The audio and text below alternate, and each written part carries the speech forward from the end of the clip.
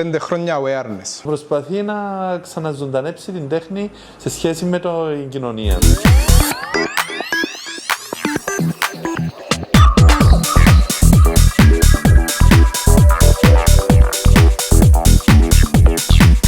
Καλώς ορίσατε στο χώρο μου. Είναι πολύ ωραίο να συμμετέχεις με νέα παιδιά. Έλλειψη εγωισμού, δηλαδή είναι πέραν του εγώ. Δηλαδή πρέπει να μην σκέφτεσαι, να μην είσαι εγωκεντρικός και εγωιστής. Ένας καλλιτέχνης, ας πούμε, έχει έναν φανταστικό, να το πούμε, κόσμο στο μυαλό του και προσπαθεί να το δημιουργήσει με την τέχνη του. Και έτσι παίρνει ύλη και μορφή.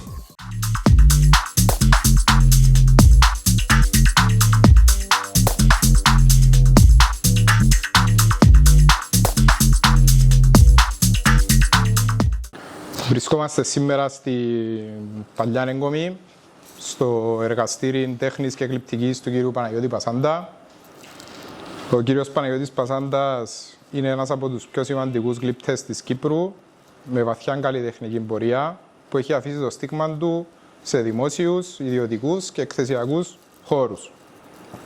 Μέσα από το έργο του διακρίνεται η ευαισθησία στην υφή, το φως, τη μορφή, αλλά και το αίσθημα του τόπου, της φύσης και της πόλης. Καλώς ορίσατε στο χώρο μου. 5 χρόνια awareness. Μπαίνουμε τώρα στην 5η μας χρονιά.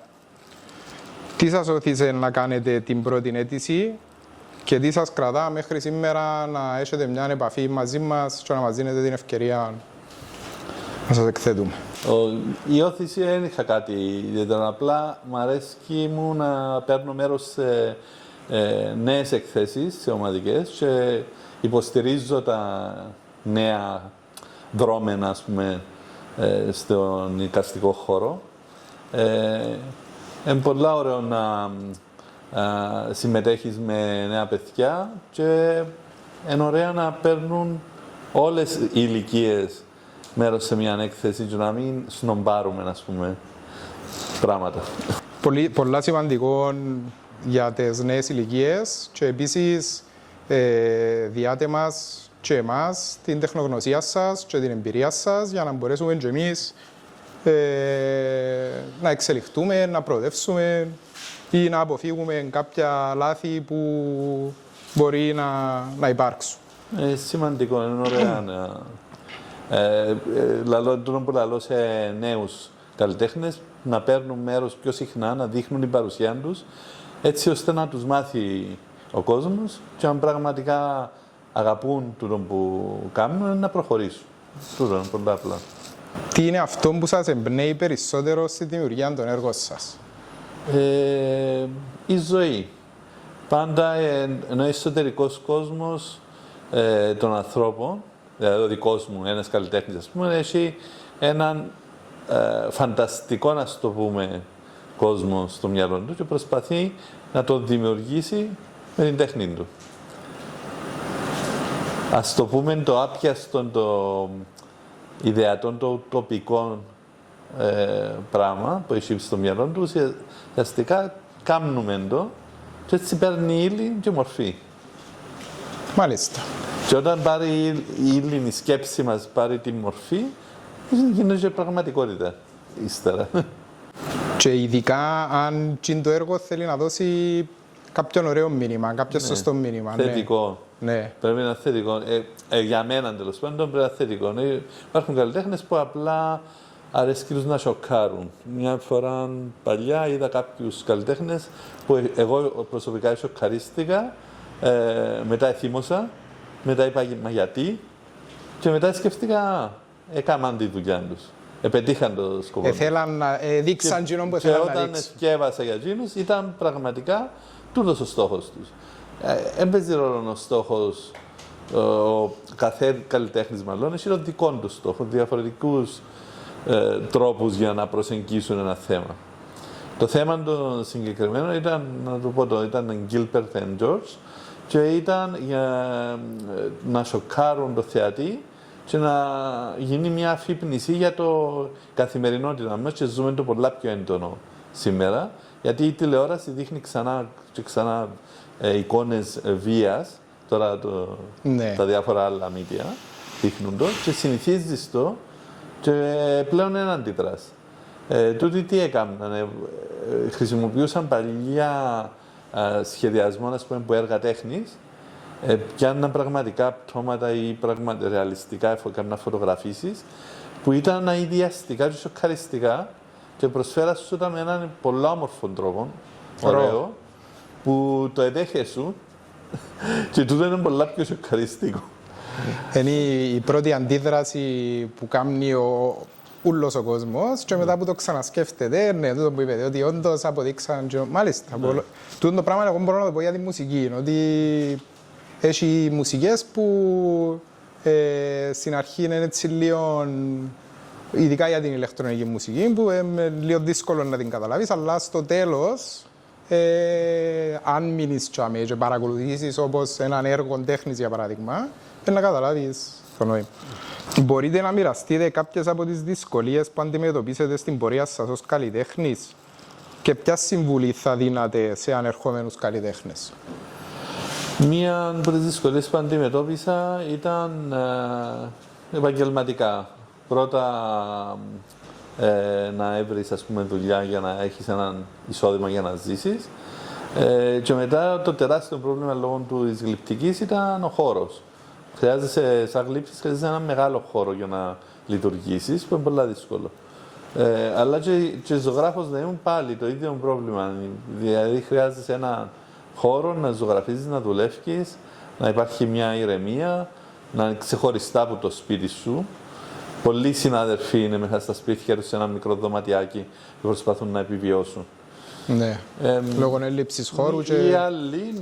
Οι άλλες λύσεις είναι πολλοί διορίζονται. Άλλοι που δεν καταφέρουν να διοριστούν μπορεί να κάνουν διάφορες άσχετες δουλειές με το επάγγελμά τους και να προσπαθήσουν να παίρνουν μέρος σε εκθέσεις μια ή δύο φορές το χρόνο, ας πούμε, ή κάθε 2 χρόνια μάλλον. Ναι. Πολλά λίγο, δηλαδή, και έτυχε μου καλλιτέχνες που ήταν στο πτυχίο με άριστα, απίστευτοι, να μην έχουν δουλειά, να μην εκθέτουν συχνά και να είναι πολλά δύσκολη η ζωή τους. Ίσως το ιδιαίτερο ο τρόπος της δουλειάς τους ή διάφοροι άλλοι λόγοι. Δεν είναι πάντα δηλαδή εύκολο. Μπορεί και οικογενειακοί λόγοι. Βεβαίως. Δηλαδή δύσκολο για έναν καλλιτέχνη. Στην Ελλάδα υπάρχει μια κάλυψη από το κράτος που διά μια ελευθερία, γιατί δεν φορολογείται ο καλλιτέχνης στο έργο του, δεν έχει φόρο, ενώ στην Κύπρο υπάρχει φόρος. Μάλιστα. Δηλαδή, έστω τούτο το στοιχείο και η κάλυψη που το κράτος, ας πούμε, των οικονομικών ή κάποια βασική ιατρική περίθαλψη που τους καλύπτει, είναι πολύ σημαντική. Την οποία φυσικά και εκείνοι προσπαθήσαν να την αφαιρέσουν. Αλλά φαντάζομαι βρίσκεται στα πρακτικά το ζήτημα. Όλες οι σχολές τέχνης, οι δικαστικές σχολές, ξέρω εγώ, είναι ένα θέμα ότι έδιουν skills στους μαθητές, το πώς να προωθήσουν την τέχνη τους, πώς να πουλήσουν, πώς να μπουν στο παζάρι. Άλλο θέμα του. Πολλές σχολές είναι, ας το πούμε, ψηλό το επίπεδο τους. Απλά στην Κύπρο έχουμε μια λογική ότι όλες οι σχολές της Αγγλίας είναι καλές. Ναι. Δηλαδή, μόλις ακούσουν το όνομα Αγγλία, αμέσως wow. Ενώ δεν συμβαίνει το πράγμα. Είναι κάποιες σχολές στην Αγγλία, πράγματι είναι καλές σχολές, αλλά μια από τις πιο καλές σχολές σε όλον τον κόσμο που το ξέρει, όλος ο κόσμος, εκτός της Κύπρου για μένα, είναι η Ελλάδα. Δηλαδή που όλες τις χώρες έρχονταν στην Ελλάδα για να σπουδάσουν, οι Κύπροι που βγαίναν στην Ελλάδα ήταν λες και ήταν η τελευταία μας επιλογή και δεν το ήθελαν και πολλά. Ναι.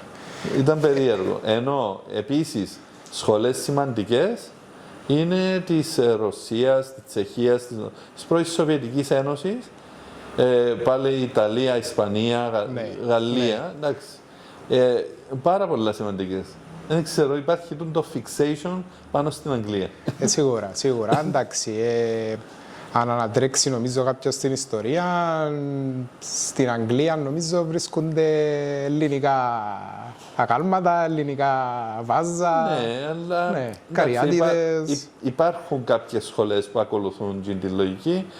Είχα έναν μαθητή μου που έπιεσε design, ας πούμε, για να κάνει graphic design και animation. Και οι καλλιτέχνες, ας πούμε, που το κάνουν μάθημα, αποτρέπαν στο να κάνει σχέδιο παραστατικό για να μάθει να κάνει τα πρώτα βήματα για animation.